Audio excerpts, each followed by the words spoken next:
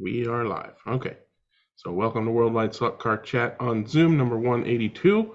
I'm your host, Greg Gaub. The gang is all here with Luff and Mike and Courtney and Don and John and Gio and John and Lenny and Dewan and Garth and Dennis and Jeremy and Jim and other people. Let's talk slot cars.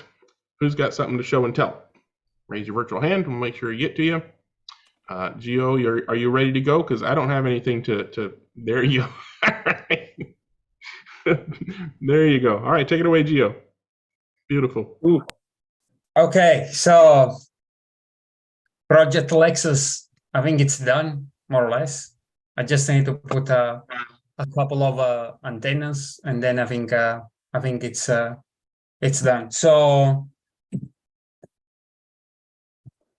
just a couple of beauty shots. I mean, nothing fancy in terms of technique or anything like that. So this is like the cheap installation and the usual basically kind of setup that I have.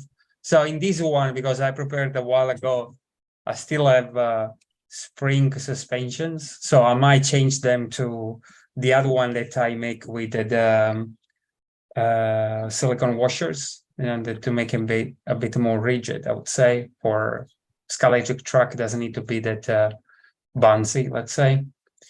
Well, I mean, there is a huge amount of space, so cheap basically fits pretty well and easy. So nothing really different than basically business as usual. The only things that are really, I mean, I love sideways for the level of details, especially the rims or the inserts that they do. But man, I mean, they have such big leap. So the front one, I mean, I think it's for the kind of tires that they provide. So as long as there is a bit of bulge on the external side, then the rims, the inserts fit very well. But this on the back, man, I kind of even remove material, whatnot. I mean, they always seems like sticking out, and I hate that. But anyway, so yeah, so this is the bottom of the chassis. And then basically this is kind of the light show front. So yeah, I mean, I have like two per lens, so there are like two of these very kind of narrow LEDs that I was using in the Porsche, in the tail of the Porsche. So these are white one put in the front, and I paint with yellow, clear yellow. So these are then other two that I basically made the hole, if you remember, at the beginning of this build. And this is another one that I put through the radiator. And these are like the real car. So it's not just a, fantasy placement of LEDs. Was a shot. One of the shot with the different depth of focus. Or field of focus, actually. Field of depth. Anyway, so I forgot all my jargon from photography. Top, and then yeah, so the real car basically when you raise it, had like a strip of LEDs running, blue LEDs running along the roof line here, the one per each side. But I tried to kind of get some of these flexible, silicone kind of LEDs. I tried to kind of remove them from the silicone case, but I made a mess of that.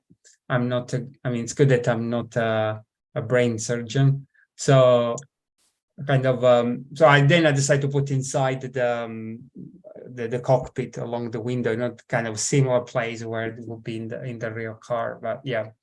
So it's not the best kind of situation also because it's kind of interfering with the roll cage. Well, so on the back, so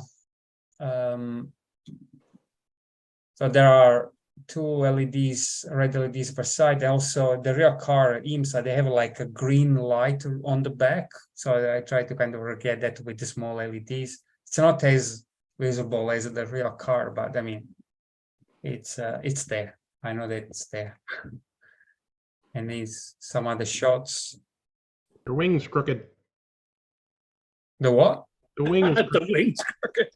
It is a bit crooked because basically I did the what's it called, the post myself. So basically I cut them with some rubber and then I put on top of the plastic wing. I could change for a rubber wing. After I took the picture, then I kind of tried to kind of reset it a bit. But thank you for notice that. Hey, Gio, don't Pissed me listen. off. Gio, don't worry. The same thing happened to Da Vinci with the Mona Lisa. They went, "Hey, what's with the smile?" Yeah. No, but it's true. Yeah, it's wonky. And I kind of measure the weight of the car with all the, I mean, the LEDs, wires, and whatnot, just the body, you know, with the, I mean, all the details as it is put on the scale, just the body is 19.6 grams.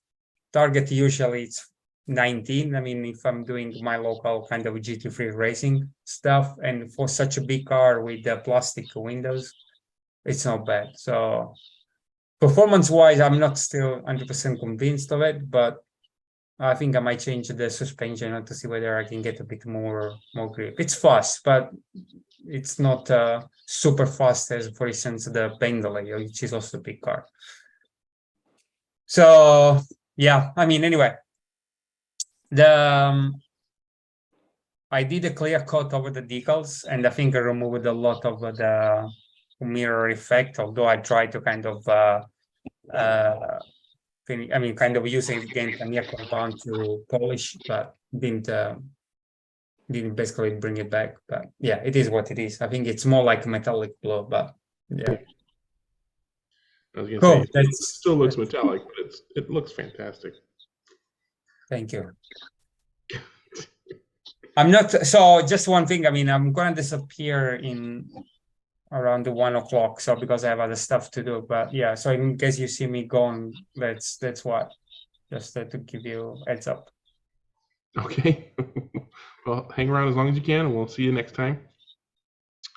Anybody got questions for Gio before we move on? Accolades, as usual. That looks fantastic. Yeah, for sure. All righty. So I guess it's Jeremy's turn. Go ahead.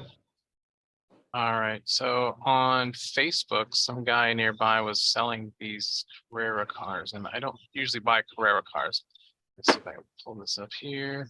So anyway, the historic NASCAR, I think, and he was selling them really cheap. It was like I said, hey, I'll give you $25 a piece for 4 of them. And he was listing them on eBay. He was trying to sell them at starting at $25. So he said, yeah, I'll save shipping.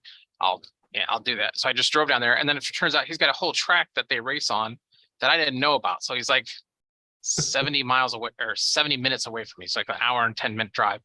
And then I was like, have you heard of us? And he hadn't really heard of us. So I was like, how's this? What is going on here? I'm living in the world. Like now I have 13 slot car tracks within a 90-minute drive of me. It's just something has gone on. Like I did something good to the slot car gods or something. But anyway, I picked them all up, and I thought we'd just use them as kind of an IROC class or something. And then once I started taking it apart, I was like, I thought I was going to get into something bad here. But it turns out the chassis are actually not as bad as they used to be. Like you got the motor, you've got bushings, but there's not a lot of crazy plastic in there. Once the switch pops right out, and you can connect the motor right to it, and then it's just regular. So you get rid of that. So, I mean, obviously they're not going to be competitive cars, but for $25, I couldn't pass it up. Have you put them on the track yet? No, I have not, because once I started working on a project with Garth on how to fix some of these guide problems. I'll talk to you guys later about that. Whoever's a Carrera expert might know a little more about it, but anyway, I was just tickled pink. Not only did I find some cheap cars for the club, but then I found another guy, and then I sent him our details and his details. He's got like 5 guys that race with him on a regular basis. So hopefully we can get them to race with us on a regular basis. Nice. Yeah, I mean, I say this all the time. It's not that there aren't other people who like slot car racing and even have their own tracks. It's that they don't know about each other. They don't look for other people, or they do and don't look hard enough, or they don't use the right search terms or whatever. Yeah. You know, how do So we this get guy, people this guy just had a wood routed 4-lane oval, and he didn't even have he didn't know how to hook up the infrared beams and all, you know. And I was like, oh my god, I've done that for like 3 or 4 guys. Let me help you. And then he said he's building a new track in his back lot that's going to be a road course. And I swear, my mind, I was like, somebody's punking me. This can't be real. This is just so weird. So anyway, Cool. I got lucky. That's where I was at. Awesome. good price on cars, and found a new guy to race with. That's awesome. Yeah. You can ship them out here. Yeah, do you guys use Carrera? Oh, he'll drive anything. Oh, okay. You don't need more cars, Michael. Settle down. Yeah, Garth would agree. Right. All right. I just ordered 2 more. Of course. Well, we had a this is a little off topic, but we had a Maserati Trofeo series that I set up a bunch of the Trofeos that I had, and there are 3 different ones. And of course, it was 2 of them were similar. One of them was a little bit different, but it was, we did it as an IROC. And I've got one of the slotted Maseratis, and there's 2 nice liveries or liveries, as Wankel Eeks would say, on for sale right now. And I want to get those 2 before they go away. And that's why I ordered them. So we'll have a triple set of Maserati. I don't know if they're Trofeos now or what slotted calls them. I can't remember off the top of my head. But yeah, they should be nice. So, Good a reason as any. Yep. Are they slotted or Scalatrix? Slotted.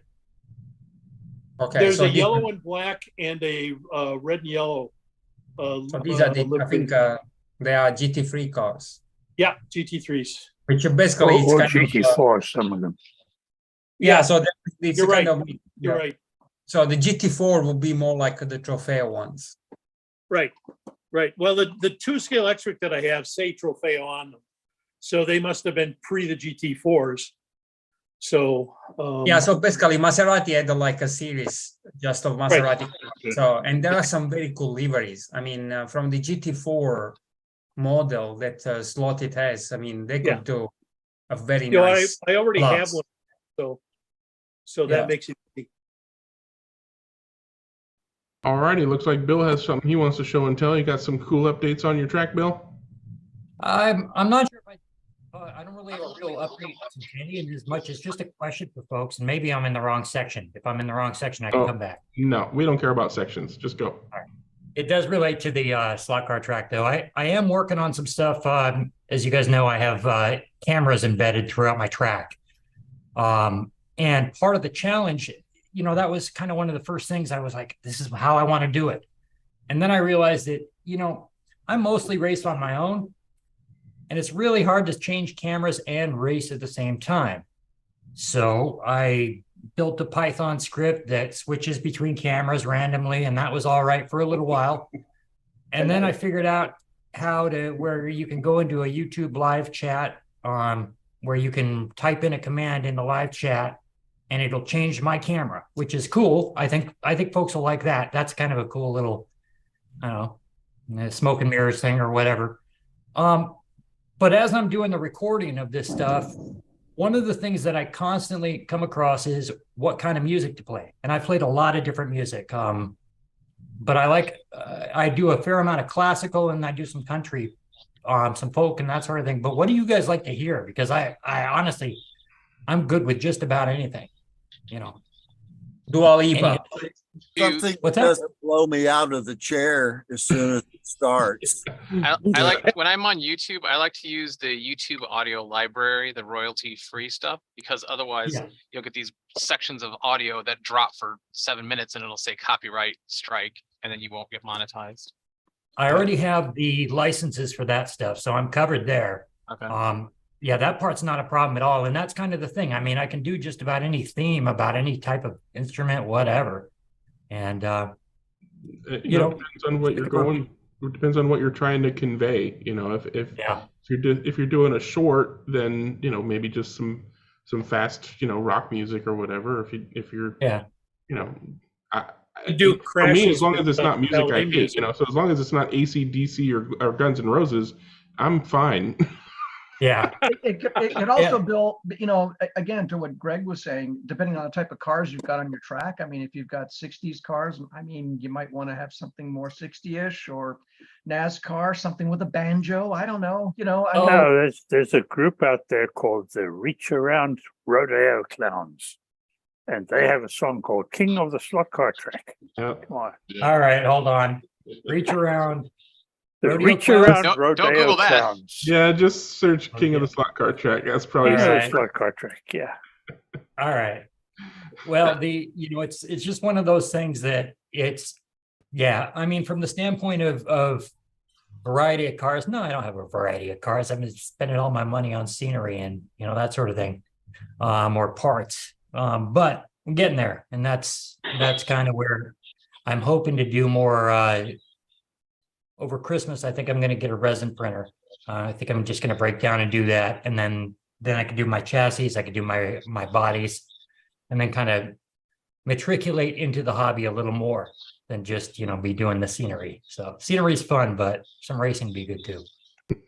I mean, Good like thing. I try to tell people just in general with regards to YouTube, unless you're trying to play the YouTube game, unless you're trying to become a YouTuber, don't worry about it. Just do what you like, put your favorite tunes on, who cares? Then I get copyright strikes all day long. No, They don't. I- Copyright strikes don't always mean bad things. Like Jeremy said, yeah, sometimes they mute your audio, but most of the time they just monetize your video. Right, your video. I don't care about that. Any ad revenue happens on your video goes to them. That's the only difference.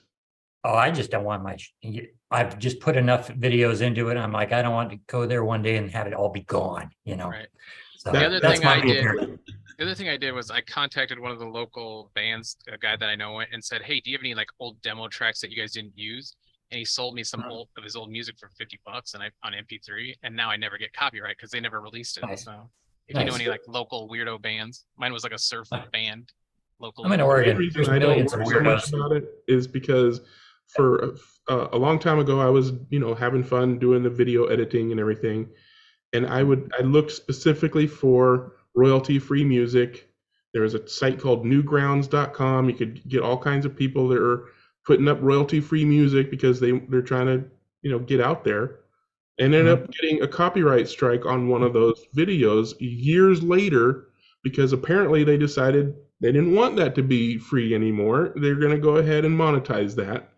You can't control. That's But Yeah. if you ask John Kitt nicely, he'll sing for you. I was gonna say, or do what I did. Yeah, build a recording studio and do your own, which is what I did. Get a keyboard. it's getting close. So, but all right. Well, it's one of those things I've done a fair amount of sitting there thinking about it, and I'll go with something that generally works for me. A lot of times if it's classical or whatever, it's kind of where I'm unveiling something that I've been working on or whatever. If it's racing, it's more guitar kind of stuff usually. So it kind of just depends on what I'm doing. But all right, well, thank you for the insight, guys. Bill, we've talked about this before, and I tend to go towards stuff that probably would get me in trouble, but they're car-oriented songs like 56 Fury or Copperhead Yep. Road or 409, Copperhead Road. those kind of things. It's somehow or another the two seem to go together for me. But Yeah. No, I just have to find something whatever that's you kind like. Yeah, What- whatever you Well, like. I usually do stuff that doesn't have a lot of vocals with it, and so that's where I end up. So as a result, I don't get that theme as much, but sometimes. Right. Yeah, we'll get it figured out. I'm hoping before the end of the year to have something usable. How's your driving? Oh, it's horrible. Horrible. Then I would suggest Wipeout. Oh, no joke. No joke. That is pretty much, yeah. I've broken a couple of cars. That when I get the 3D printer up, it'll be nice. I'll be able to actually, have something that doesn't look like garbage. So, but it drives. Whole nother rabbit hole. Yep. I feel like I kept interrupting somebody. Did everybody get their word in on that? Jeremy, Brian, Courtney? I'm sure you'll do great with the printer. Yeah. Well, you've already got a filament printer, right, Bill? Yeah. But that thing, honestly, Greg, that thing took me a year to get figured out. I mean, really, this could be a long, long battle. We might be talking about this in November of next year. But It's different. we'll see. What kind of printer did you get? What brand did you get? We got a Prusa, but it was pre-assembled, but So I'm thinking it's pre-assembled. Well, it's going to be all right. Everything looks okay. No, something was not right on it. I had to send it out for service. Came back, then it worked fine. Ah. I mean, I tore it apart even, but I was working off of the example I've been given. It wasn't so good. It is what it is. Yeah, resin's different. It has its own quirks. Sometimes it works great right off the bat. Sometimes it's nothing but headaches. Yeah. It's just a different technology. Hopefully it'll work. Hopefully, knock on wood. All right. Well, we still got plenty of time. Nobody else has Thanks, guys. hands up for show and tell. We can move on to Club Corner. Does anybody else have any show and tell? This is just basically to encourage sharing and conversation. I'll come back to trying to set it up. All right, Devon. Lenny, you want to share something? At this point, any topic. If you want to do I Club have Corner- Q&A if anybody's. Oh, let's see what Lenny's got. What you got, Lenny? Yeah, g'day guys. How you doing? Yeah, I've just got some Club Corner to talk about. You go ahead. Okay, so we had ninth round of our point score series last Tuesday night, and can you see the photos? No. Okay, so that's the promotional photo I do every week, so the guys know what they're racing. Yeah, The we don't sheep are see there the for pictures yet. the You sheep might are have there missed. for the You might have sheep missed the station. last. You might have missed the last share click because we don't see anything yet. Okay, try that.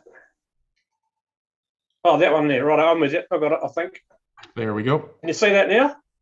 We see the Zoom web page. Ah, You shared your browser. no, it's not what I want. Here, I'll stop your share, Okay, mate. and then go ahead and hit share. Make sure you're clicking the right window. Yeah. You've done it before. I know you can do it. Oh no. Yeah. Well. It's hard to do when you don't have dual monitors.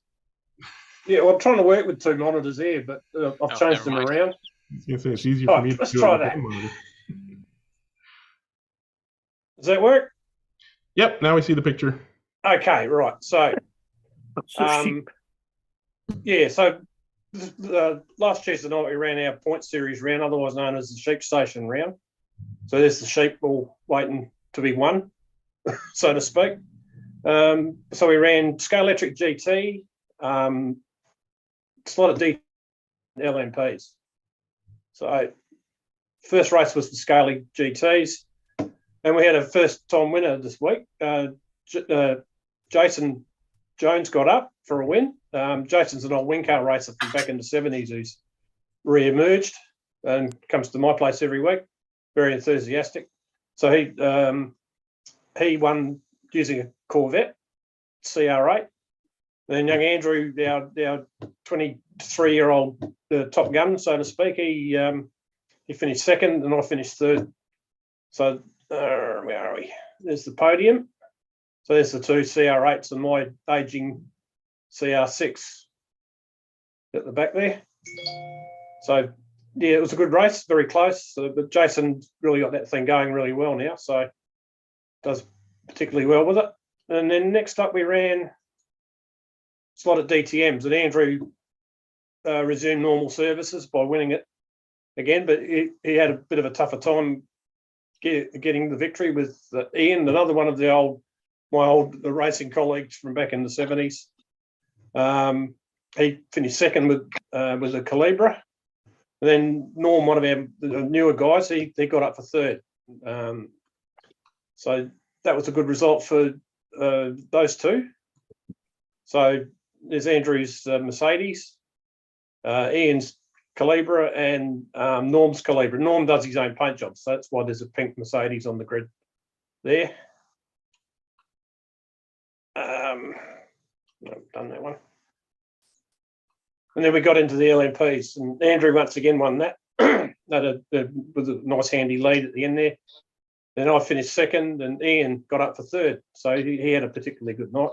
Another one I'd like to mention was Andrew G. He did really well. He's only been with us about 12, not quite 12 months yet, and he got up for a fourth place this week. He was really happy with that. So he's improving quite markedly. So it's good to see a new guy come through. So there's the podium. There's Andrew's Porsche, my Lola, and Ian ran I think it's an NSR Audi. It's an NSR or it's like an Audi R18 TDI. And then onto the points, just quickly through them. Andrew's basically wrapped up the series. He's got 515 points. Then me, what have I got? 430. And then Jason's moved up into third. We had a couple of absentees this week. Steve and Jeff didn't make it for various reasons. So they've dropped down the running order a bit. I'm contemplating dropping the worst round. So, because basically there's only me and Andrew that have done all 27 races so far. Yeah, that's one of the reasons my club has one drop, basically the worst or the no-show, because that's what we're going to do. It's going to be, it won't affect Andrew very much because he's so far in front, it doesn't matter. Yeah. But it'll affect me. I might drop down to third or fourth in points, depending on how Jason, Steve, and Jeff go in the following round. So so that's basically it for me. I'll get out your way now, and have a good day. I'll continue watching, but I won't have much more else to say, I hope. Okay. So when you guys race, is it like you do all those races in one day? Do you do just one rotation? So basically, just whoever's there, you rotate through the lanes once, and then you move to another kind of car. And yes, yeah. So we do 4 3-minute heats for one race. So it's 12-minute race. Then we rotate through to another class. Yep. And we'll do the same thing again, and the same for the third class. So they get 36 minutes of racing for the night. Yep. So they all seem to enjoy it. My wife bangs on cakes and coffee and everything else, and they like all that side of it. So they keep coming back, so they must be doing something right. Yep. Occasionally I upset one or two of them, but that's how it goes. Or we upset each other. So but that's just the nature of the hobby, really, isn't it? So but most of them come back. The guys down the bottom are only one-time visitors. You see there's about 5 guys there that did 3 races. They've only been in once, so they sort of came in for a look. Yep. And Paul down in 12th place, he's unwell at the moment, so I don't know whether he's watching or not, but I wish him all the best. And so was Jeff. Jeff Matthews has had his hip replaced, so he's in recovery at the moment. So if you're watching Jeff, come back soon. All right, that's it for me, I think. All right, good stuff. Thank you, sir. Get out your way. Thanks, Lenny. All righty. Jim, you ready? Yes. Go for it. We had a fun race this last weekend, and some of the guys from Sacramento got together, and Mike Andrews at Silicon City Speedway decided to have a Halloween enduro. And so we got together. There were 16 racers. Eventually, not everybody was there when the picture was taken, but we actually had 16 racers, and it was split up 4 people to a team, and it was an IROC event. So Jeremy, the IROC event was the Carrera stock cars. That's an amazing, weird coincidence. That's awesome, isn't it? Jim. So that's we had a bunch of people there. We had Ken, we had Ricky Bobby, we had the real Ricky Bobby and Danica in the background. The person that had there's Kiwi Mike Andrews, who is the owner of Silicon City Speedway, being photobombed by Ian, who came as Zach Morris from Saved by the Bell. Doesn't look like Zach Morris there. And so everybody was encouraged to do a costume. I put a lane sticker on my forehead. It came as a car. So I didn't spend a whole lot of money on a costume. The person with the best costume, as judged by Mike's wife, got an extra 10 laps in the race. Didn't help us at all. My teammate had the best costume and we lost by 40 laps. So 10 laps didn't help us at all. There's the cars. He had 2 sets of them actually prepared because he's had these before. So they're all the Carrera vintage NASCAR stockers. They're sort of stock. He's gone through them quite a bit. And and they're running urethane tires. So they run pretty good. They're not fast, but they run very nicely. And so it was an IROC event. The track was decorated as well. The track was costumed up. And then the important thing, the reason we went there, we had the food. So pretty much every race we have in Northern California that's at a home track, we have lunch provided by the track owner, which is greatly appreciated. So it's one of the reasons why the races have been so popular. The race itself, like I said, it's an IROC race. It was 10 teams. We qualified. The top 4 qualifiers were the team captains, and then the teams were split up somewhat randomly. There wasn't, you didn't choose your teammates, but they were chosen randomly, kind of out of a hat. So the race was 40 minutes per lane.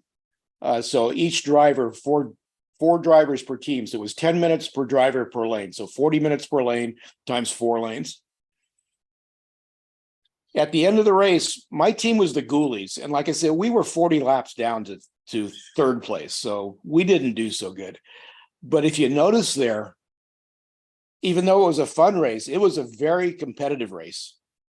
And if you look at those 2 cars on the screen, that was the margin of victory, about 3 feet.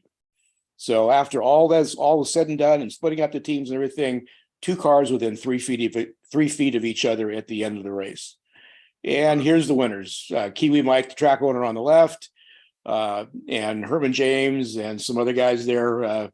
4 people to a team. There were trophies at the end, and they ended up the winners. And so that's what happened in NorCal last week. So when they're doing do you pause for driver change? Like everybody's like you pause? No, it was a green flag driver change. Wow. So some people did the crazy thing of hooking up the second controller while the first guy was running. So when the second guy got on, the first guy, all he had to do is pull the alligator clips off.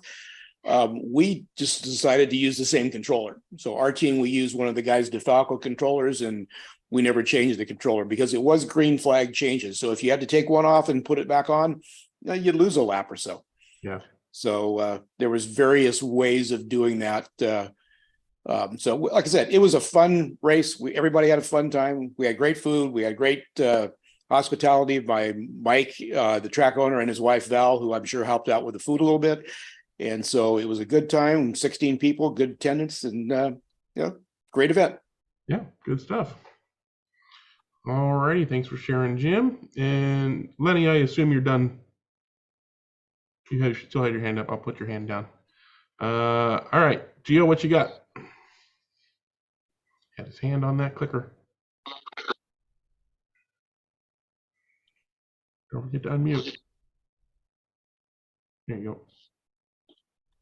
Okay, so I'm not. Yeah, I mean, we've been racing every week, I think, since I don't know, the last couple of months. Yesterday actually, so there was just 6 of us, and mostly, well-seasoned people. So kind of was expecting a good number of laps and racing in overall, and I think we got there. So new entries, this Porsche Scale Auto from Terry. So he prepared, I think, a couple of weeks ago, and has been kind of fine tuning it, and the rest is basically as per usual.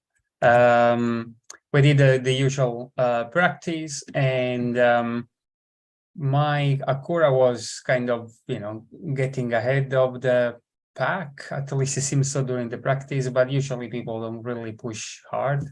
So then we move on to the qualify. So this was the lineup, and qualify was pretty close again. So you see here a 564 from me. This is kind of fake lap. I mean, or not fake. I mean, but not legal, because the car came off at the end of the straight.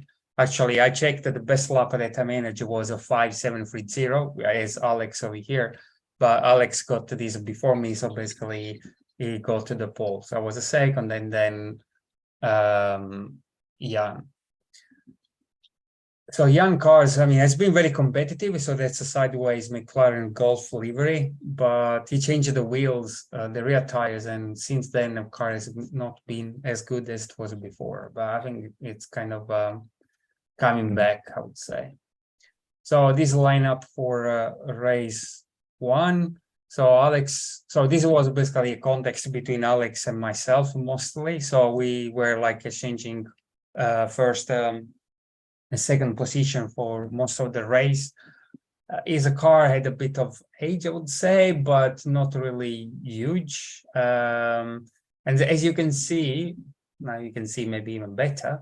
Fast lap times between the top 3, very, very close. Fuel consumption as well. So basically, you know, before I had a bit of advantage with other cars where most of the guys were going to the pit and I had still another 10% of fuel. So I could basically keep putting laps while they were refueling, which was good advantage to have. But now I don't have that anymore. So more or less we have to kind of go into the pit all at the same time. So I think that the difference was that, yeah, he had to repair a couple of times and I didn't repair at all. I lost most of my damage points basically during the last 4 minutes of the race. So these are 40 minutes long races. So, and then at the end it was just like a couple of laps difference between the two of us. So then we line up for race 2. I don't have any pictures, but these are the results again. So this was another close race, and you can see that between Alex and myself, basically there is not much gap only. So it's kind of like, I don't know, half a meter at the end. I didn't take a picture of how far the cars were apart. And again, very close, fast laps. The difference again was, I think, so for Alex, kind of had to repair at least once, so he stayed a bit longer into the pit. But it was also lucky because a car crashed while it was repairing, so basically got more for free. And again, overall, it was very close. I mean, it was kind of gaining at the end, or we're getting close to gain, but kind of maintain the lead. And also, I crashed only once, so which is good. I don't know if I made a mistake or someone basically kicked me out, but it was very, very good. The car basically is getting better and better, I would say, more stable. So then we moved the race 3. So in semi-darkness, again, this is the lineup. And after basically reboot the system, because we had like 3 times we were starting and then basically RCS just crashed and then we have to kind of restart again. So after the second time, basically I reboot completely the system and we had to kind of start again. So again, results pretty not pretty close. At this time, I think I got a good lead. But in terms of fast laps, I mean, how close can you get? All of us, 3 of us, 5.79. I mean, so it's kind of I mean, if you make a mistake, but you're gonna pay dearly now. So, which is good. I mean, I'm really kind of enjoying the pressure they're putting on. So then moving to last race in darkness. So we completely swap. I mean, we do like reverse grid. So to give a chance to the to other people to try to have a lead for a while or start from the pole position from the first part of the grid or top part of the grid, which is a lot of pressure for coming from the back. And again, another very close race. So this time was I mean, but the 3 of us were actually very close. Jan was kind of the closest one. I mean, he was a bit off the pace in terms of pit stop, so because he kind of had an early crash, and I mean, finishing off or consuming all these damage points, so he had to kind of repair early on. So he kind of went off pace compared to the rest of us. But then again, towards the end. Yeah, I mean, Alex, I don't know. I think Alex was also pretty close. I mean, it's not a full lap because the system kind of cut it off. So maybe Jan went over the start finishing line and Alex was it just behind. But again, very, very nice race. And again, fastest laps. I mean, this one from Jan is not it's a fake lap. So maybe that also might have helped a bit in terms of lap counting. But we got very, very kind of, again, close fast lap. So the car pretty much equalized now. So I read a lot of people complaining about, I don't know, oxygen that does not work. I mean, they have to kind of stop racing. I don't know what people are kind of doing. I would say just keep simple and avoiding kind of balling up the system or try to do something hybrid. I mean, as I say, we've been racing with this kind of setup for now 4 years, I think. And to be honest, I never had to kind of say to the guys, oh, sorry, we're going to stop racing tonight because the system is not behaving itself. So far it's been pretty stable. I don't know with the oxygen for what's going to happen there, but I would assume that, again, if you keep simple, it should be okay. Anyway, that's all. I'm then logging off, and I'm gonna see you next week, guys. Have fun. All right. Unless there are any questions, I don't think there are any questions. So, any Anybody comments? got any questions for Gio real quick? No. All righty. All right. Thank you, guys. Have fun. All right. See you, Gio. Bye. So I got a quick little update for people on the Siage Racing controller. I'm pretty sure we talked about it in the past, where my controller's been working great since I got it. Russ's controller, Russ was super stoked about getting the controller because of all those cool features. So he bought one pretty much right away. For some reason, his controller not working so great. It seemed to work great, but it had an issue where when the power would come back on, sometimes the car would just kind of trundle along without any control. And of course, I talked to David about that, and he had ideas. And one of them was for me to make a modification to the board, but the place that I would need to modify was so small, I literally could not see it with my naked eyes. And decided, no, I'm not going to attempt that. And he said, no problem, I'll send you a replacement board for Russ's controller. It was simple to move the essential parts from the old board to the new board, just some screws. I think the one bit of soldering I had to do was basically to desolder the battery connector wires from the old board to the new board, which is an easy through hole solder connection. So easy peasy. I'm not an electronics wizard, so I could do it. But of course, the good news is that his controller is now fully functional. Does everything my controller does. And the reason this kicked into my head to mention this, of course, is I like David. I like his controller. It's a great controller. But I remembered how for the last several days I've been using the Siage Racing controller for the RevoSlot Group 2 series that we're currently running in EMSA. And I can't explain why, but I get every single hole shot every single time. We pretty much run with a dead start, right? So you can just hold your trigger until the power comes on, and my car is always just jumping off the line and pretty much always ahead of everybody else. So however it does it real well.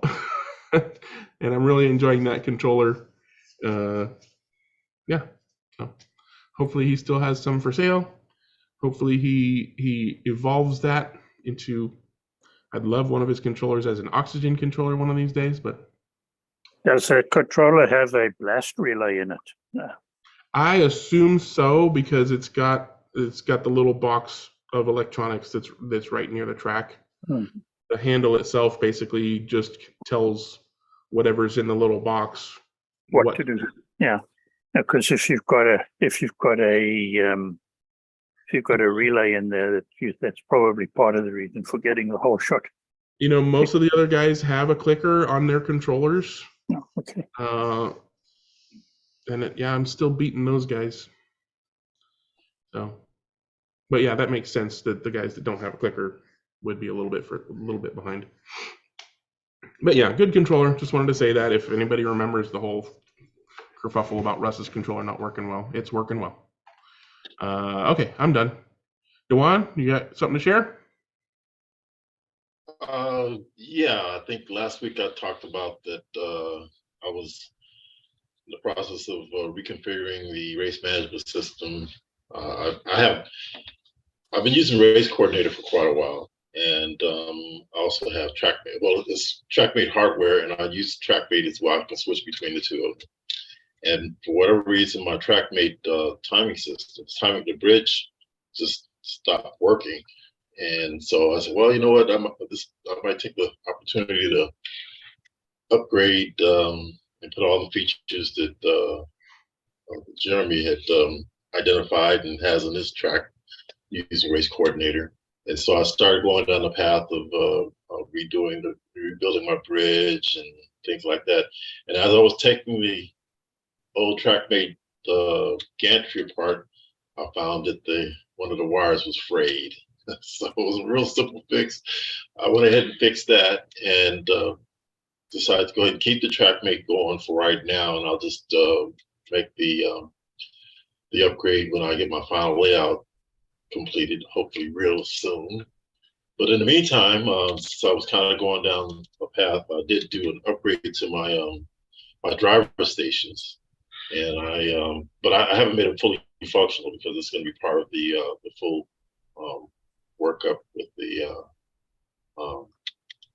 when I get the final layout in place. But I put call buttons for each one of my.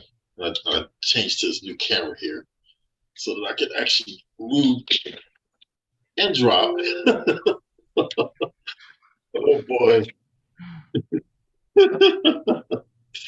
Am I still on? Or does the camera Still here, but you probably got to plug your camera back in. That didn't work out very well, did it? Pick up the camera and drop it. That's not cool. Well, you know what? Well, let me just go to the next thing. I'll just go ahead and just bring up my screen share. Okay.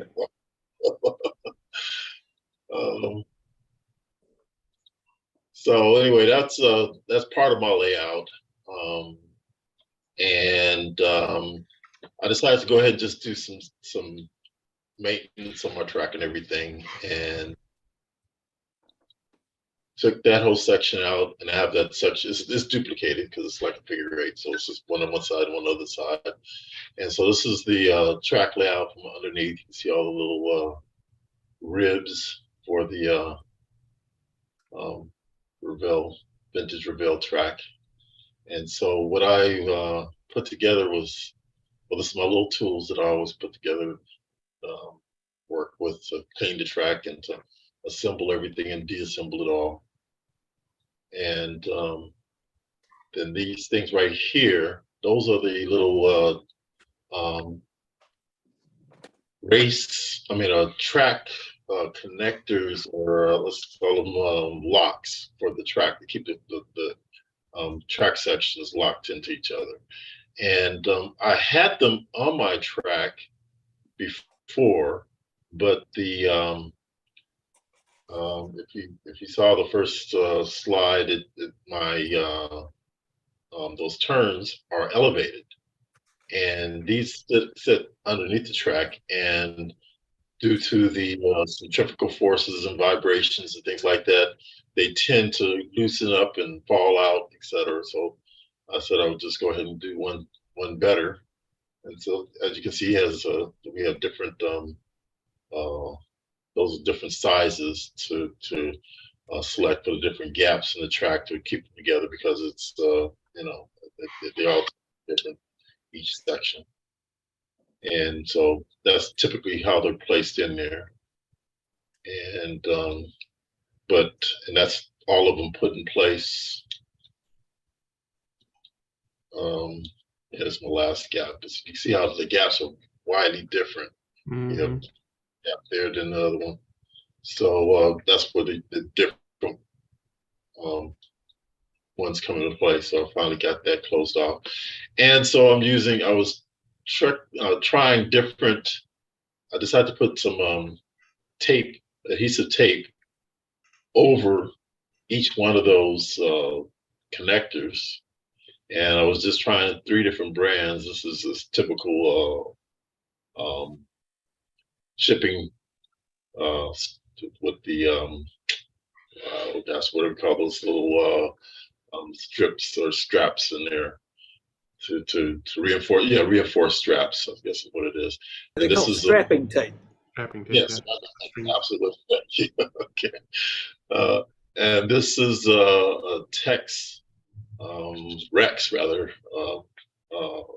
very strong adhesive, and this is a Gorilla Glue permanent tape as it's advertised. And I was trying all three of these in the different sections, and I'm just going to basically do this as a little bit of a pre-test until so that I'll know when I do my final layout which one of these work best, because some of them tend to delaminate and not stick well to different surfaces, things like that. So that's just my little upcoming. I'm so scientific, I got to do that. Have you thought about using shoe goo instead? I did, but I think the tape is probably going to work a little bit better, and being able to. I think it'd be pretty much a bit of a mess with the shoe goo and taking it off, and if I have to reassemble or take anything apart, I think the tape might work a little bit better. But I didn't consider it. I actually had to sit out there. Depends on if the tape leaves the tape residue behind. Well, it's underneath the track, so I can care less about it. Yeah. Shoe goo, Dewan, I have the clips in would probably work real well. But Dewan, I have to tell you that the underside of your track looks as good as the top. It looks wonderful. Right. Well, it cleans both sides, John. Okay. So yeah, that's a different. That's the strapping tape that we indicated. So, and then I obviously took the time out since I hadn't cleaned it in about a year, and I went recleaned it. Got to see the discoloration due to the. I guess you could call it that's the blue groove. Don't take off the tire stuff. Yeah, I was gonna say you looked like your track was rubbered in, and now you painted green again. Yeah, that's a good thing. It actually really does grip well with when I use this. This is the Mr. Clean Magic Eraser. Yeah. And it just works wonder. It really brings back the surface and the abrasiveness of the surface back to brand new. But yeah. And so that's the final result. So anyway, as long as you like the result, that's all that matters. Yeah. So, and it's staying together quite well, both sections. And like I said, I had about half of those little pieces that were falling out because it was in an elevated sections, and so that's why I'm kind of doing this little experiment to see if it's gonna. Well, even your guardrail's in perfect shape. Oh yeah, well, I like. What do you expect?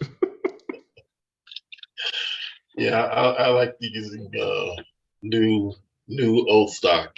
So I do repair them if any of them get bad. They're easy to repair. Yeah. So that's all I had. But I do have a ton of questions that I want to go get to Q&A and stuff. Some things. All right. Well, let's go ahead and get Mike, and then I think John. Yeah, John's got his hand up too. So we'll circle back over to you. Yeah, thank you. Jeremy's got some Q&A. Go ahead, Mike. You're already unmuted. Oh, I'm already unmuted. Yeah, we had only 2 races this time. We did, as I said before, the Maseratis that I had, and that we did an IROC race by doing 120 laps and 40 laps with each of us running each car. But what we did was we moved the cars as we rotated them to the position that you were in before that. So we changed the ID and moved the car back to the position where you were when you stopped. And we stopped the race the minute someone crossed the finish line at 40 laps. And it worked out pretty well. I was really surprised. We had a return of the gremlin that's in there. Unfortunately, we had 3 or 4 of them, I think. But it wasn't as bad as it has been sometimes. I mean, sometimes it was awful. And that worked out really well. And then we had the second one, we did 3 Scalextric junkyard cars. They were in a bunch of stuff that I purchased from my buddy Merrick up in Chelan's junkyard. He had a bunch of stuff lying around, and I gave everybody a car and a chassis and said, "Here, go to it." And Shiggy hadn't got his done, so I had two of them that I had done, and so he used one of mine, and I picked the worst one, unfortunately. Well, actually, I didn't pick it. He picked. Because we usually, shake the dice and see who picks first, and hide the cars and see who's which way. And in this case, it was only two because Mike had his own. He had his done. The other Mike. And so we had that one, and that worked out really well, except I finished third. I spent about 2 hours fixing the car after we got done with the race because it was just awful. It had too big a motor in it, and I changed the motor out and fixed it. And now it's pretty even with the other one, so we're okay now. And I think what I'm going to do with some of those with the IROCs that I get is I'm going to get a set of motors all at once, and then put the same motor, and I'll probably use a Predator 18,000 for them, because on my track you don't need much more without magnets in it. We're already reducing the voltage for the power anyway. So I'm more concerned about getting a good power band rather than having to modulate it with your controller. It's much easier to work a car that's got power evenly through the power band. So it comes on gradually and works at the more you give, the more you get, and then cut a cutoff voltage at the top, and that seems to work on most cases. But I'm going to try, and I haven't done any of the mapping. On RCS 64 has the ability to map your controller curve and produce your own. And what I want to do is I want to reproduce the S curve situation, but in a magless 25 to 50 range. So the lower part of that curve is the S curve, and the cutoff is at the end. So we'll see how that works. I haven't played with that at all. So, I'm continuously amazed at what RCS 64 has to offer. I mean, it's insane. It's really a great system. And if Oxygen gets their shit together and makes it anything like RCS 64, it will be a godsend, if it can be done that way. Yeah. And we'll see how it goes. But we really had a good time, and did a lot of practice ahead of time in setting up cars, because I was not ready, because I had done a little bit of work on the track. I haven't got the videos out yet, but I did some, I belt sanded around the outer edge. I had put wood around the outside of the extensions, the borders.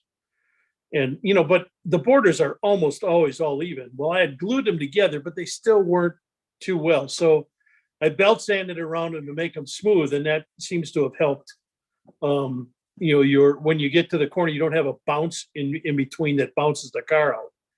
And so there was, other than my problem of falling out with my particular car with the McLaren F1s, we didn't have a lot of problems there.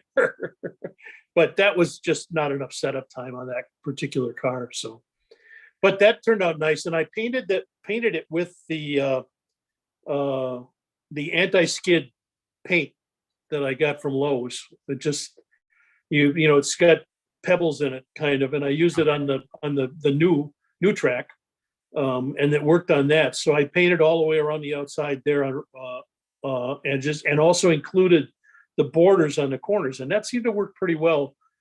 Gave it a nice even flow for the tires. When the car starts to slide out, it got enough bite that it was even rather than just flying off all of a sudden. So anyway, that was it for me. The videos are not up yet, but they will be tonight. So, and that was it. All righty, good times. And Mr. Kit, are you ready to? Yeah, I just want to follow up. I'm glad Bill's still here. I just wanted to show him that even in the 60s there was music that you could use, and I don't know how many of you folks have a copy of this kicking around. Oh my God. Yeah, but check out the titles. The Restless You Rookie. kidding me? Yeah, Little Stock Cobra. Okay, My Little Oh, Slot this is Troop. funny. That wouldn't get by the censors. Wait till next time. My Ferrari GT. My Baby Digs Slot Car Races. Wow. Yeah, it was originally. All right, my I'm gonna have to rip that to MP3 there, bud. Yeah, Mhm. exactly. They should have titled that "My Infant Will Watch Me Play with Toys." That was the original title of the selection. I do have to point out, though, guys, really, I mean, I'm asking for stuff that you guys want to hear. Now, if you want to hear this, cool. But Well, I also thought of Dewan because check it out. It's the Revels, Mm-hmm. right? It's not the monograms. It's not Oh, the geez. AMPs. It's the Revels, man. Oh, jeez. Nice, John. Nice find.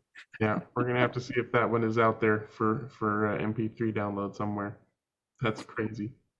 I actually think it's on YouTube. I think it's on YouTube.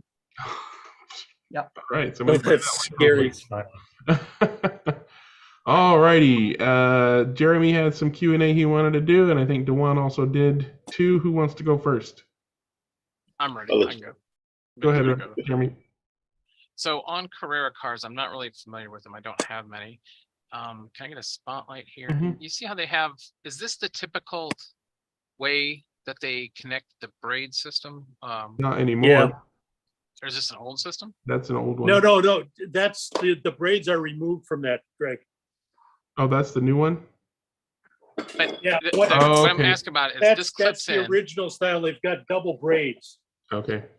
So that clips in, and it's got a little nub on the guide. Let me see. Yeah, that's supposed to that go nub into right the there? little. There should be a little And square hole at the front. Yeah, it goes into that front square, but how come they don't put anything in the back either? Because when I play around with the guide, it's really jiggly in there, and I thought, why don't they fill that in the back, and then it wouldn't jiggle at all? But One of the things that Frankenslot did, or Slot Invasion, one of the two, or both of them, was make the little square peg a little bit bigger, so it's a more snug fit. yeah, I don't think they but did the rear two of squares. that one still is at the back. It still kind of flicks around. Does I was just it curious. look like that round piece is symmetrical? It is, because you can put the guide in backwards. Yeah. And it fits in so that square, and I thought, that's why don't you just probably have a square on made both for- sides? That's probably just for manufacturing simplicity. Okay, but I just wanted to make sure if that's that kind of system is what they use right now before I go. That's the further current with system. it. Yeah. That's Okay. current. Jeremy, Yeah. I stock can't car see. corner. If Hold on, let me You re-spotlight gotta you. zoom in.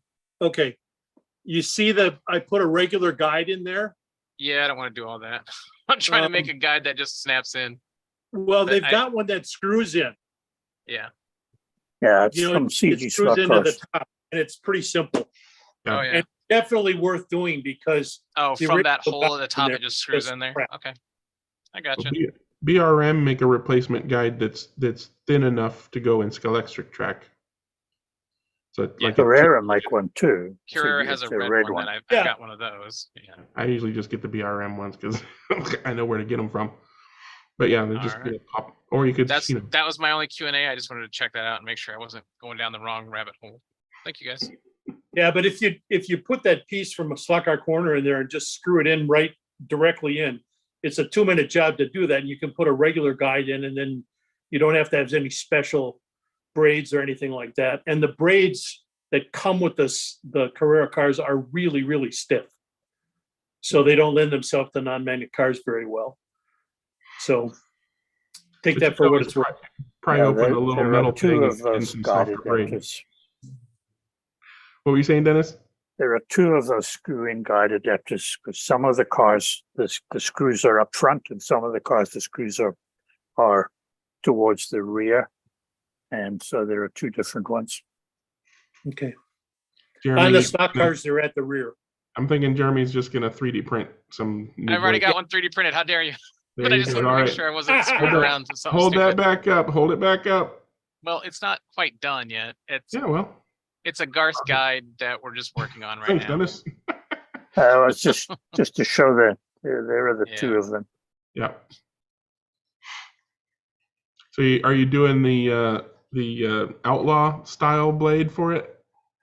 Well, we wanted to get the base plates started Yeah. and get all the measurements right. That's why I wanted to check and see if we could do the back, because even every guide I've tested has that jiggle. Like, I don't know if you can see, it's like a kid's loose tooth. Yeah. And it's just yeah. annoying. And I Just thought, talk- I thought if you put one in the back there too and fill it up, you're just gonna eliminate that slop. But I don't know. I'll see. But yeah, and then after the base plate's done, then Garth can work his magic and see what we do from there. But I don't know how popular Carrera is. Not popular enough. Yeah. I'll make tons of dollars. Thank you. Tens of dollars, exactly. All Like a right, I guess we catchphrase. answered that question. What did you have some more stuff you wanted to talk about, Dewan? Yeah. Your turn. Okay. I don't know, Michael, you've been doing a lot with suspension. I don't see Chris Walker all right now. But I have my MR slot car. I have a few MR slot cars, and I was trying to change them out to include the suspension because it is allowed for the rear to have suspension for the upcoming race this weekend. And I got the suspension kit, and I know that Dennis knows how to knows all this as well. But I could not find diddly squat in terms of instructions on how to use or what to do. All I have is just these little O-rings and a couple springs, and no concept whatsoever as to how to put that stuff together. Where would you find? Is this a slotted car? No, it's this an is MR a slot car. MR slot car. Oh, MR slot car. And Okay. he's gonna do the race down at Electric Dreams. Have you got you've got the springs or the foam type suspension? They give me a total of 12 foam type of O-rings, or not O-rings, Okay. but washers, as well as two suspension springs. Let me go grab my MR slot car and I'll pull it apart and you can see. And while he's grabbing that, I'm sure Dennis can give him a quick overview. Actually, I can't because I've never bothered to use any of those. Well, did it come with screws that are long enough for the spring? Because my first question is why. On the Electric Dreams track, quite honestly, on the Electric Dreams track, your pod movements have got to be minimal. I think Jim will probably agree with me. You do not want a lot of movement on the pod. I don't know that any suspension system that I've used yet works better than just having the pod just ever so slightly loose. But then the body needs to be loose on the car. Okay. Like 2 turns or 3 turns, the body can move up and down by 2.5 or 3 millimeters, and that's generally good. So I haven't bothered with my preparations for this race. I haven't bothered to even try suspension, but some people may. Yeah. Okay. So, Dewan, are you talking about doing a wood track? Yeah. This is a wood track. It's a wood track. Don't bother.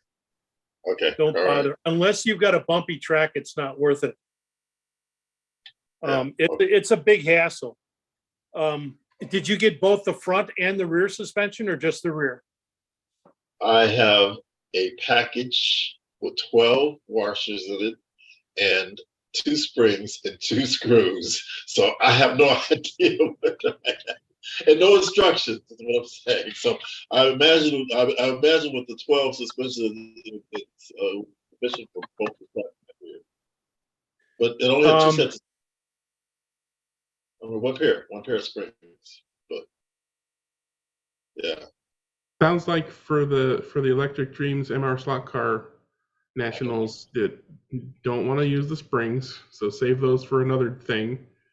And for the pod, you probably don't want to even use the little foam dealies. Like Dennis said, just have the pod screws half a turn or a quarter turn loose, just so if that I was going to use them anywhere, if that's the MR 8028 suspension kit, it's only for the rear end. Okay. All right, so that's the first thing. And secondly, if I was going to use anything, I might put the little foam spacers in the two screws that are outriggers on the sides of the car, maybe not front and rear. Right there, I think is what you're talking about, Dennis. Hang on, I'm The not side screws. Yeah, yes, on the left and right sides. Yeah, Yeah, those ones. there's a foam washer in between Yeah. the pod and the chassis. Yeah, you take that spacer out and you put the foam washer in there. Yeah. Right. There's a spacer that comes with the car. You put that foam piece in place of the spacer. Yeah. And then you're set. That gives you a little bit of give. It might be a good way to go. Yeah. All righty. Why aren't there any instructions or YouTube video or anything that doesn't go intuitively? Yeah, well, take a look at the front suspension on this. If you can, you can see the chip in there. But there's 4 screws in the front with 2 springs and a huge amount of play in them. And it was an experiment to see if it worked. And it does work. It was a little bit quicker, but that's on my track, which is scalextric and really bumpy. But you can adjust the tension on the springs. You can adjust the height. You can see there's 4 adjustable screws on the axles to adjust the angle of the axles. So you got a lot of adjustment in the front. Not much of none of it makes much of a difference, but it is interesting. Okay. All right. Thank you for that. That's question number 1.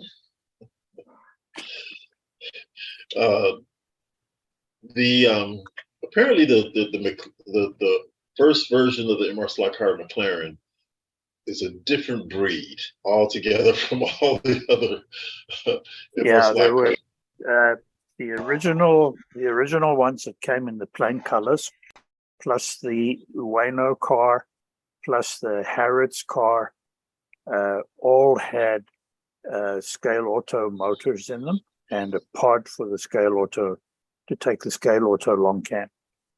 From the Marlboro car onwards in the McLarens, they changed to the motor that they're now using in all the others, which is the slotted flat 6, which uses a different pod. And Okay. that's the handout motor. Yes, and I have that. But it also turns out that the axles, okay, this kind of segues into the third question. Okay, I know that slotted NSR and I guess slotting plus, well, there's 2 different breeds of axles that are supposed to be. We've gone over this a million times on this chat, I know, but apparently the axles were different for those 2 MR slot car runs. At least that's what I've discovered. Possible that some of them have slotted axles and some of them have real 332 axles. I don't know. And the slotted ones are slightly smaller, right? No, the slotted ones are slightly bigger. All right. So NSR wheels don't fit on slotted axles without a little more than gentle persuasion. The reason why I discovered it is because I had the MR slot car wheels, and the new MR slot car wheels did not fit on. They don't fit on their own axles, yeah. But that's because they've not been properly reamed. Yeah. You want to get the reamer for that, and then just leave that in your box, and it takes that problem away. Because when you run into the problem, you can ream those out, and there's no problem. You just need to ream it to 3/32. Yeah. Mm-hmm. Okay. A 332 reamer and just run it through. It's very little. Sometimes it's just a matter of a burr or something inside the wheel. But I've noticed that too, that particularly the latest wheels, the ones with the air pocket in the middle, the Aria wheels or whatever they call them, I've had to run a reamer through every hole to get them to, and the gears, the same thing, to get them to fit on their own axles. That was going to be my next question: is whether or not the variation in the diameter of the axles because I'm moving the spur gear over, and so it's going from the smaller. I'm sorry, it's going from the larger diameter to the smaller diameter. So how? What do you mean larger diameter to smaller diameter? Because Well, all okay. the spur gears are the same size. Okay. Well, but I'm saying the axles that going from I'm using the same spur gear, but two different axles. Oh, okay. Almost difference because of the. Quite the honestly, if you've got a spur gear on a car already and you're moving it over from one car to another, it probably just fit straight on.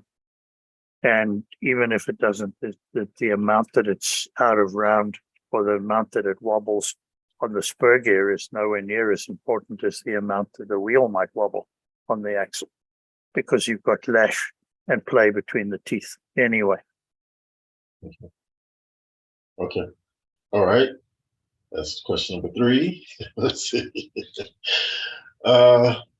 In my frustration of chewing the tires, after gluing them and chewing and starting to glue, I did what you did. You suggested, Dennis, and I trued the insert, not the inserts, but the I guess that's what they are called, inserts inside the foam. Yeah. Foam. So I trued those, and then I glued the wheel, the tire onto the wheel, and after an hour into chewing the thing down, of the 8 tires, I was only on my first one, an hour into it, the tire delaminated. It came off. So the glue that I'm using. What do you mean? What do you mean by delaminated? Just the glue came apart, or the actual tire came apart? In the middle of chewing, yes. No, the tire, the actual tire came apart, or the glue came apart? Oh, the tire, the glue for the tire to the wheel. Okay, it wasn't the tire itself. The tire is still salvage. Okay. But what glue should I be using? Because apparently the one I'm using was not. And I've gone through this question a half a dozen times too. But I'm curious, what did you use? I used Tester's model glue. Yeah, don't use that. Don't feel bad. I made the same mistake. I took my car to the slot at Nationals and I had used GS Hypo because I thought it would work, but no, it did not work. The go-to for most of these guys is Blue Cap Gorilla Super Glue. Gorilla brand super glue with the blue cap. It is thick, so it's easy to apply. It doesn't set instantly, so you can move it around the rim with your toothpick or whatever. And then, give it a couple hours to do its thing, and then it holds real good. Blue Cap Gorilla Super Glue. Oh man! And make sure you get that one, because there are different types of Gorilla Super Glue. Yeah. All kinds of. That's why I'm saying blue cap. This one. Yep. Yeah. Thank you, because again, an hour into chewing. Now they do make. I don't know why they don't put a blue cap on it, but it's the same glue in small. In the little tubes, yeah. But with an orange cap for whatever. Yeah, they have an orange cap, yeah. It's like, come on, Gorilla. But yeah. No, they don't. The little ones have. Hang on a moment. I've got it right here. Oh, is it a different formula? You got one? I got one over too. It seems the same when I use it. You go.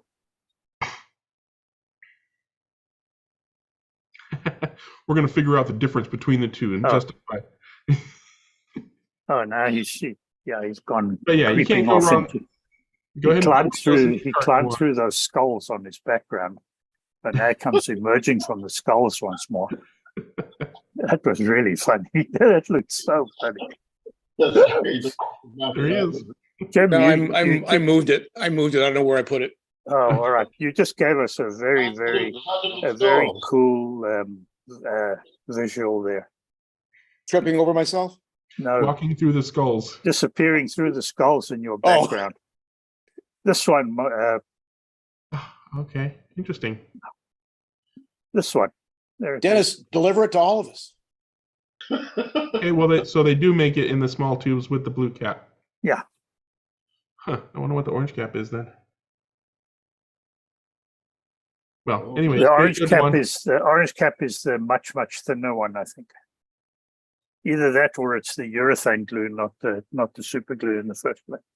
or maybe I have an old pack of, and they changed from orange to blue.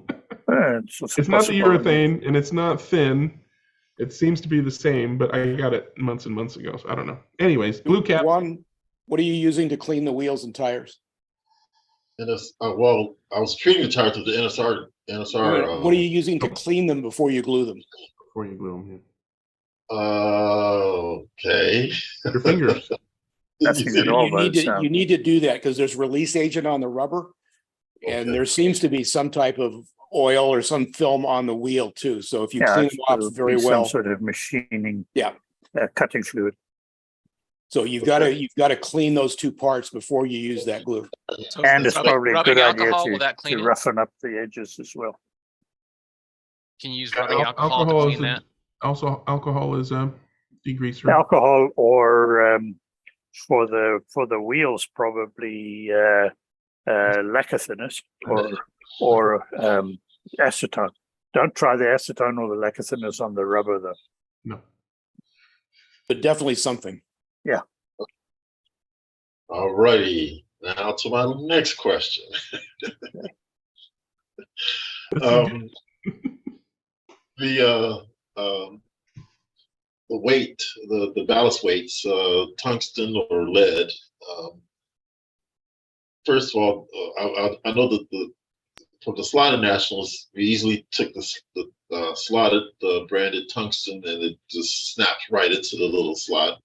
Versus the slot car, which I had to have some type of adhesive to put in there. And I was thinking about blue tack, or it was suggested by a fellow associate to use E6000. So you could probably use a blue tack just to test it if you're not sure where it's going and how much you need. Does the slotted tungsten weight snap into the chassis? No, it does not. Okay. That magnet pocket in the MR slot car is bigger. It's longer. Yeah. Okay, so you can't just snap it in. No, it doesn't. Okay.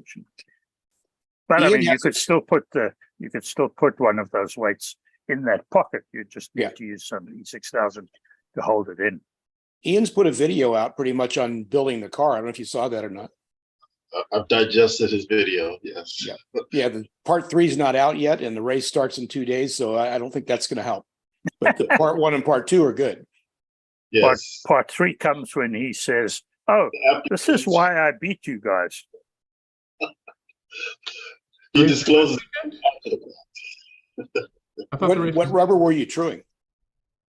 It's the slotted G20. G25? Yeah. G25. Tongue tied over all these numbers. Just borrow some from Ian when you get down there. I'm sure he'll have enough, and just tell him I said it was okay. But it might be a little too late. I'm trying to get in there and test it out. But yeah, okay. All right. So that is this weekend? Yeah. Yes. It's in 2 days, 3 days. Sunday. Okay. Well, Alan's race is next weekend, so at least they're not happening on the same weekend. That's okay. Anyway. I think that covers all my questions. Yes. I think it just hit them all. All right. I know what I'll be watching this weekend. So how's that video you're working on there, Jim? I'm still working on it. Oh. I've been busy. Last week we watched the 24 scale World Championships. How's that go? And this week it's the 8th scale gas on-road RC World Championships all this week. In fact, it just started about 15 minutes ago. Where's that? It's in Japan, so it's on prime time for us on the West Coast. Nice. And where are you watching it? On YouTube? It's on YouTube on Live RC. Oh, cool. Let's have a look at that. All right, Garth put his hand up. What you got, Garth? I have a general question. This is a digital question about digital boards. And I first have to admit total stupidity. I have no idea what the hell is involved in all that. Okay, but my question is I've been thinking about making a chassis that will fit all of the available digital boards. And the question I have is about the sensors that are on the boards, okay, or not on the boards or whatever, and where they have to be placed and why. Because I seen one that had a hole in it from the manufacturer that was on the right side of the chassis. I've seen one that had it in the middle by the guide. Where do they have to be? Okay, I mean, is there a specific location for all of them across the board, all the different manufacturers of the chips? No. But there are basically two locations. So more or less two locations. So for Scalextric Digital and Oxygen, the LED hole needs to be on the center line. So okay. Just right on center. And your best bet is to do a 3mm hole because most of the LEDs they use is a 3mm LED.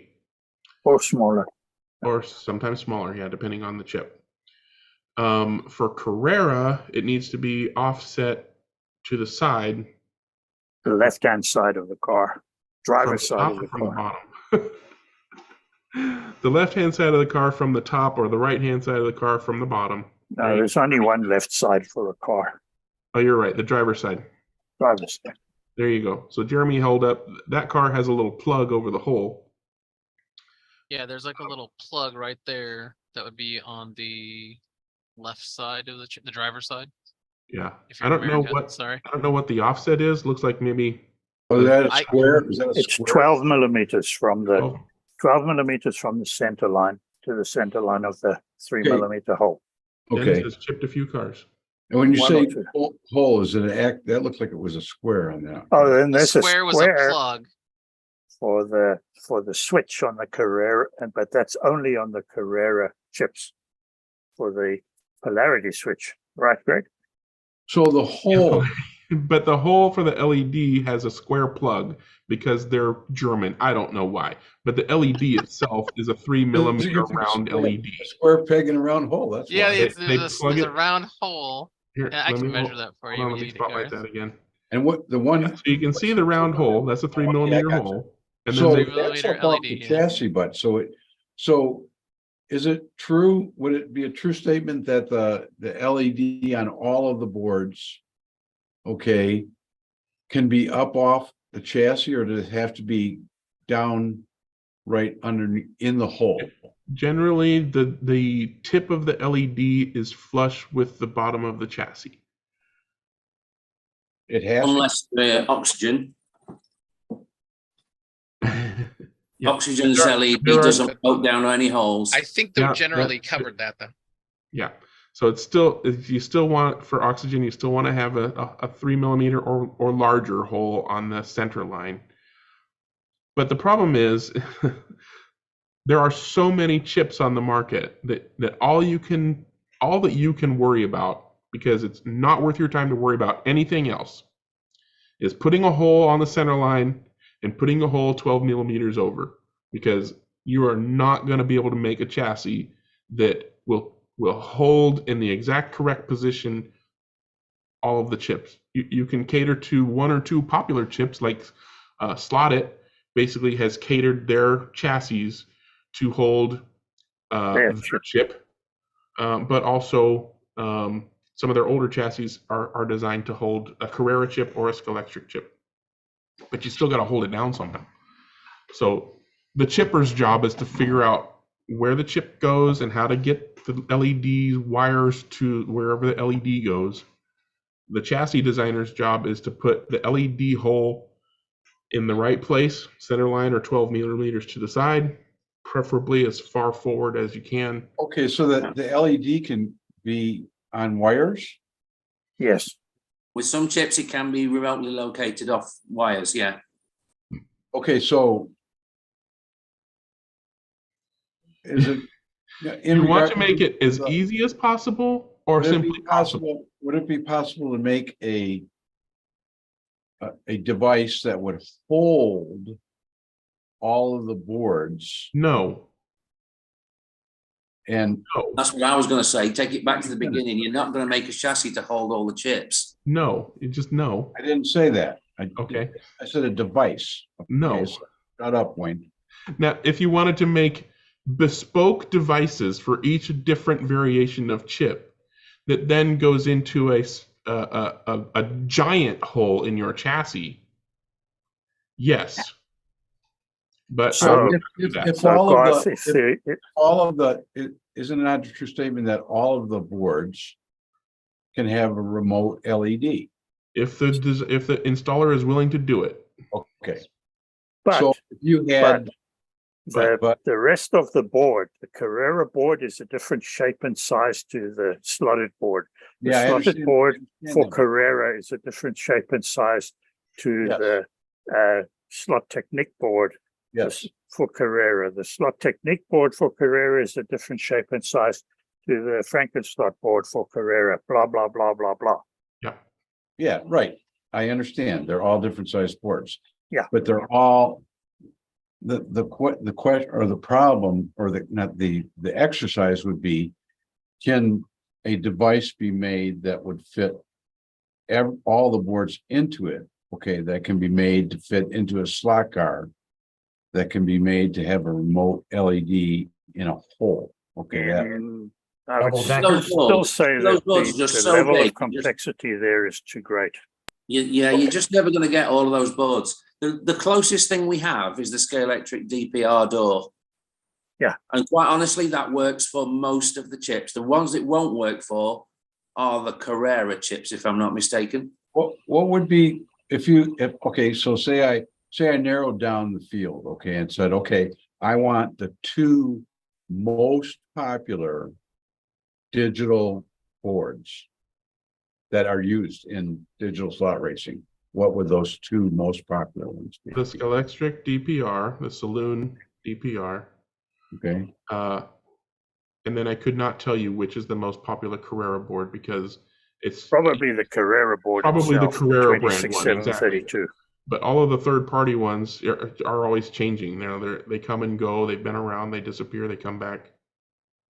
The thing about it is too that you're talking about that, but physically you have a problem very often on a lot of slot cars finding enough space to put the board in, regardless of which board it is, right? Particularly the Carrera boards because they're big. But some people like the Carrera boards, number one, because you can program ghost cars on them, which some of the other boards you can't. Number two, because they always come with plug-in light connections all ready and waiting to go. Things like that. But it's a big board. So unless you're prepared to sacrifice the interior of the car, very often you can't fit them. When it comes to Carrera, the slotted SP43 board is a lot smaller. It has an onboard LED, but you can wire in a remote LED if you want to. However, sometimes there's not enough space at the front of a car, just behind the front wheels, to mount that board. You've got to find some other place for it. I mean, I've put SP43 boards in the trunk of a slot car and wound the wires all the way forward and all the way back. I mean, just think about what happens when you take a slot car like a monogram Daytona coupe that has a front engine or front motor, right? Or any of fly stuff that has a front motor. Is the only way to make those digital is to put the chip at the back of the car somewhere. So, if you're making specific chassis to fit into specific cars, you still have to consider the problem of where is the interior going to be and how much of it are you prepared to sacrifice to fit a chip? Where are the body mount posts? Because those are not going to change. And can you fit the chip in the confines or the constraints of those particular items? Many cars, because of the way the body posts are and things, and the way the motor pod is dictate that the chip is mounted on the motor pod, just because there's no room in front of it. Yep. It's just a terribly difficult, complex I situation. mean, if you try to Carrera chip a slotted GT40, right? There's no space between the front of the chip and the body mounting posts. So Okay. if you use an SP43 chip in a slotted GT40, you have to remove that little white socket of the plug. You have to put a remote sensor on it, and you mount it sideways between the back of the cockpit and the motor in the car. That's the only place to put it. Is it an absolute, Dennis? This is a Dennis question. Is it an absolute must that whatever board you use, whether it's mounted vertically or horizontally, opposed and flat in the chassis, has to be on the center line of the chassis? No. Weight-wise, I'm talking about. No, not even. No? No, you could probably put it. I put them sideways in the side part of a Formula One car. Right.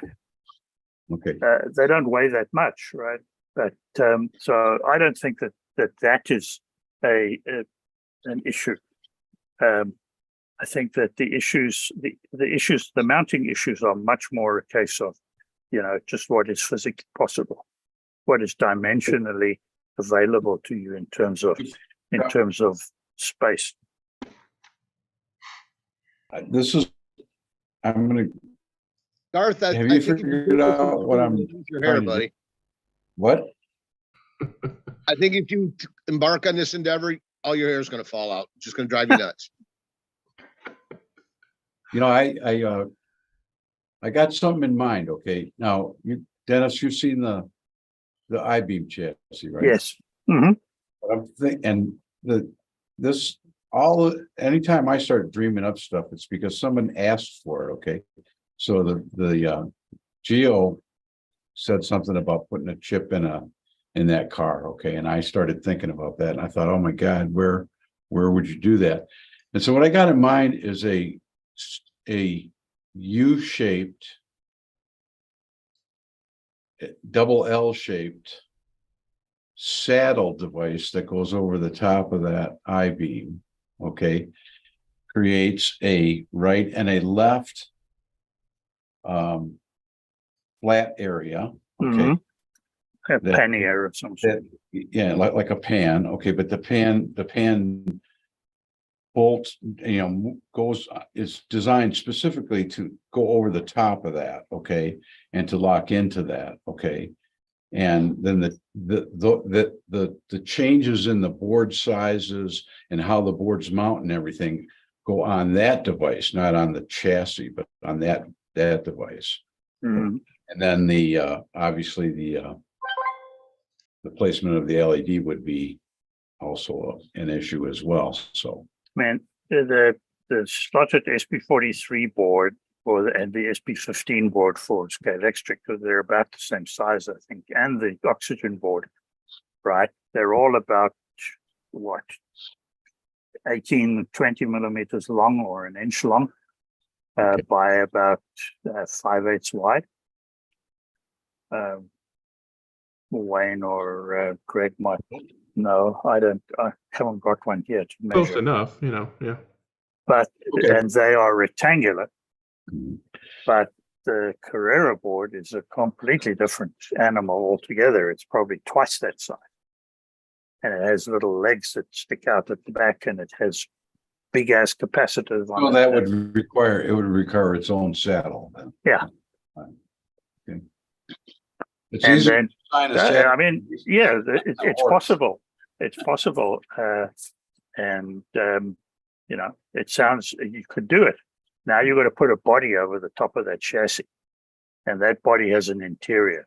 And unless it's a, driver floating in a puddle of oil type flat interior, where you've got plenty of space, like on an SCX car or something like that, or on the Revo stocks that have just a flat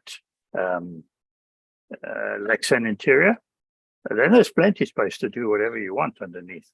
But if you've got a car with a full interior, you're going to be cutting plastic to make space. Yes. Yeah, that's which you got to do anyway. right. And if you're going to have a digital board in any kind of a car, it's got to have space for the interior. I got it. Okay, thank you. That gives me an idea of what not to do. All right. Just one more thing. When you do, if you do anything and you provide a hole for the sensor, the little sensor, the little LEDs are 3 millimeters. It's nice to have a tube rather than just a plain hole in the bottom of the chassis. So if you can extend the thickness there just a little bit above, so that it's maybe 3 millimeters or so high, as a little 3 millimeter hole with a wall around it, like a well, so that when you put that thing in, when you put the LED in there, there's something that's holding it there, that it's not wobbling because it's just through the thickness of the chassis. You get what I'm saying? Yeah, it's that's a housing. That's a nice thing to have. Yeah. Okay. And you could probably, if you and I could probably get the measurements for you if you needed it, because those little LEDs have a shoulder on them, and we could work it out so that you get the right height. So you press it in until it gets to the shoulder, and then the bottom of the LED is flush with the bottom of the chassis, and that's the ideal. Yeah, the diameter of the LED is 3 in the main part and then 5 in the shoulder. Yeah. So, but you don't really want it that low. I find that the beam output from an LED is conical, and if you want a really tight, narrow beam pointing straight down the slot, then you want the LED low. But that's not really what you want, because the car always wiggles around a little left and right. And so really, if we raise the LED, we get a wider beam on the track. As long as you might need a bigger hole though. And that's when you get into the position where a 3 millimeter hole isn't right for you anymore. Which is maybe why Carrera have a 3 millimeter hole at the top of a square. Exactly. Square hole. You're reading my mind.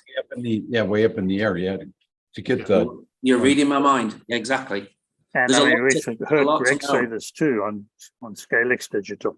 If it doesn't count, make the hole bigger.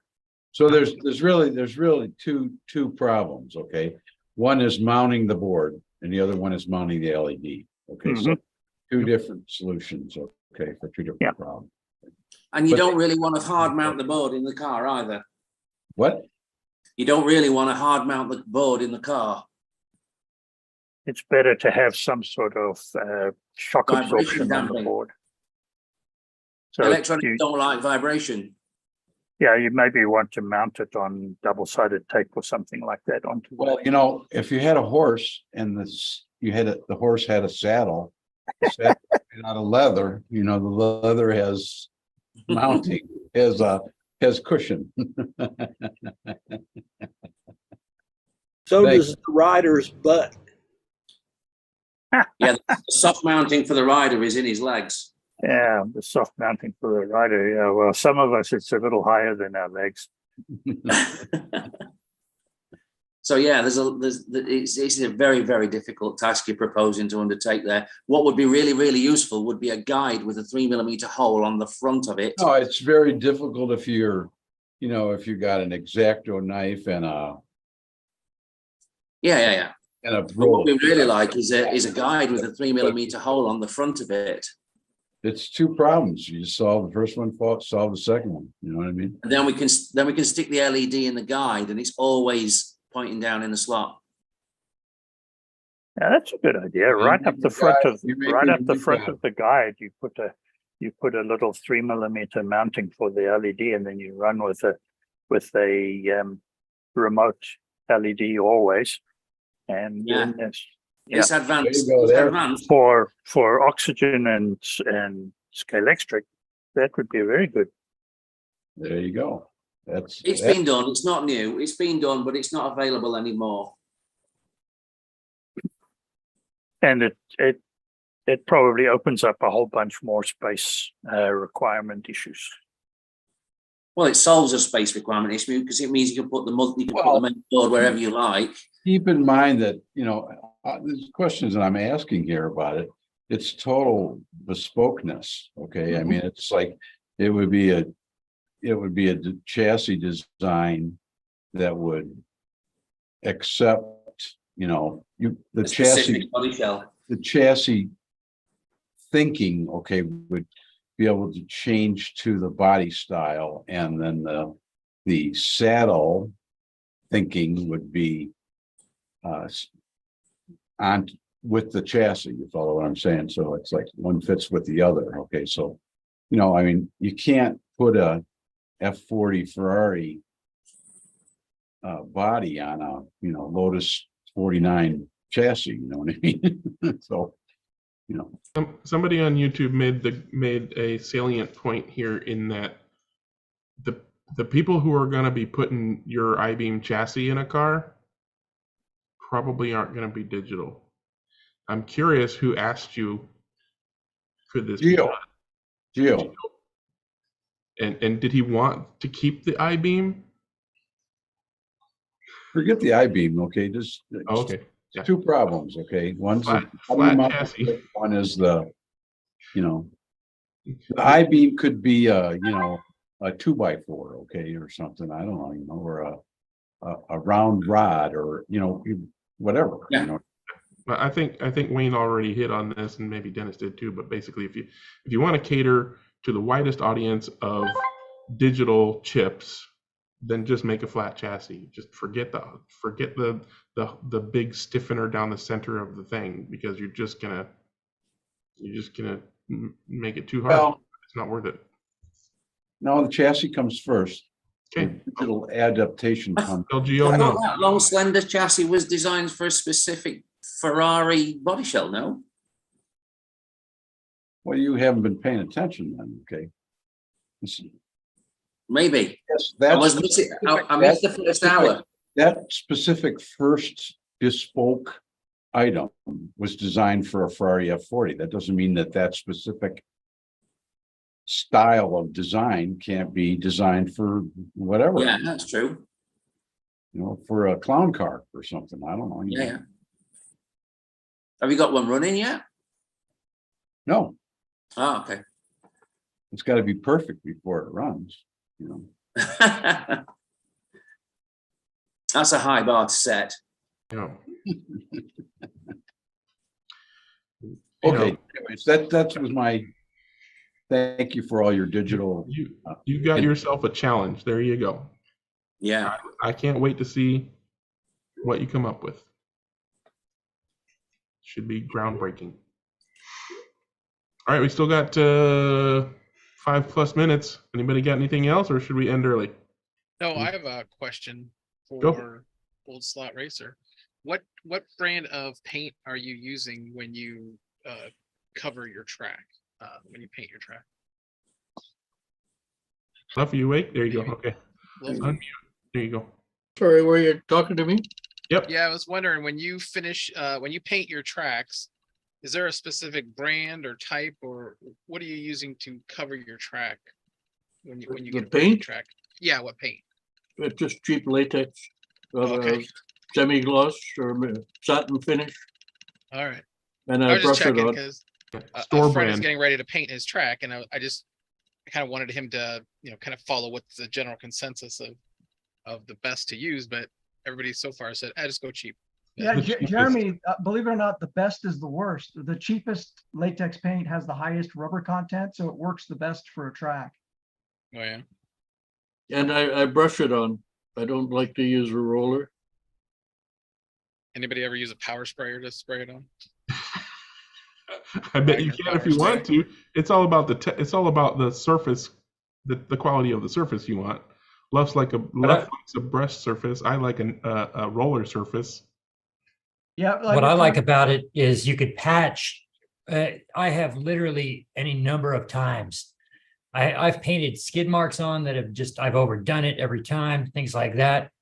And I can paint over it or, or clean it back or whatever and reapply in spots. And as long as, as long as you're using the same gallon is generally what I would recommend there, just keep that by a full gallon. And then you don't have any problems. But it's I was so happy to change. You guys told me to, paint it in latex. I was looking at spray painting it. And so I'm really happy I did it the other way. I don't even know how I would have adjusted. Doing latex makes it so much easier.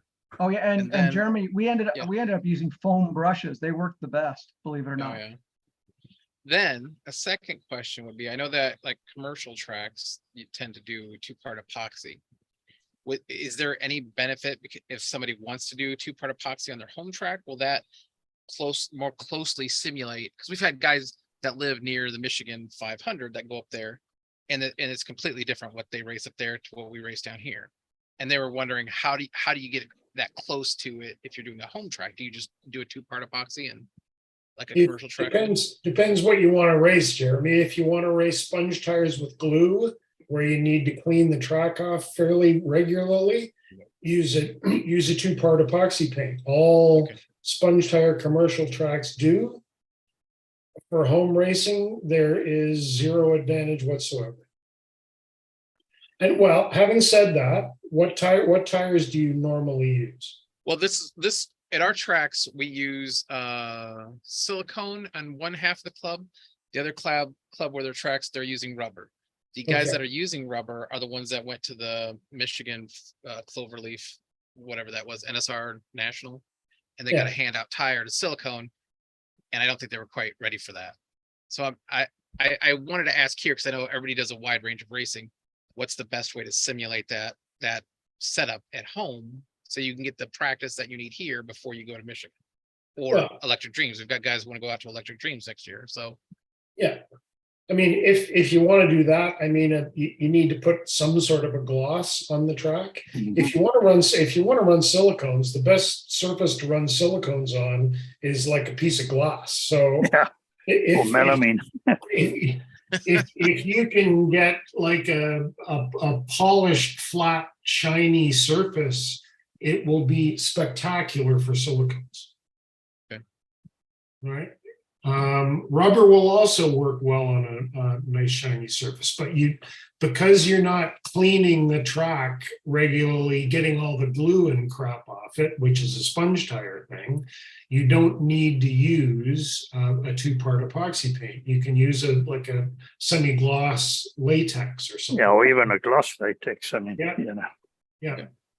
Okay, I'll bring that information back to them. Or if the two-part epoxy thing is for the sticky glue tires. for the life of and for the chemical resistance of the paint, not so much for the traction of the tires. So the glue doesn't rip up the paint when you go by it. Okay. Yeah.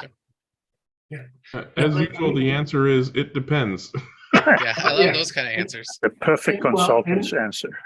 The one thing with a high gloss finish, it does look a little bit goofy on a home track type setup, but But if you're not building a track that's with scenery, you're just wanting to no, race. I get it. It's worth just putting that stuff out there. Yeah. I think shiny tracks look goofy. However, the commercial tracks I race on are all shiny, but there's no, it's a completely different experience. So you don't worry about scenery and stuff like that, but. All right, on that note, we're going to end the live stream, but as usual, we're going to keep chatting about all kinds of random things. Till next week, everybody, bye. Ending the stream. I clicked end. Not another 4-hour conversation after the stream ends. No, I'm close.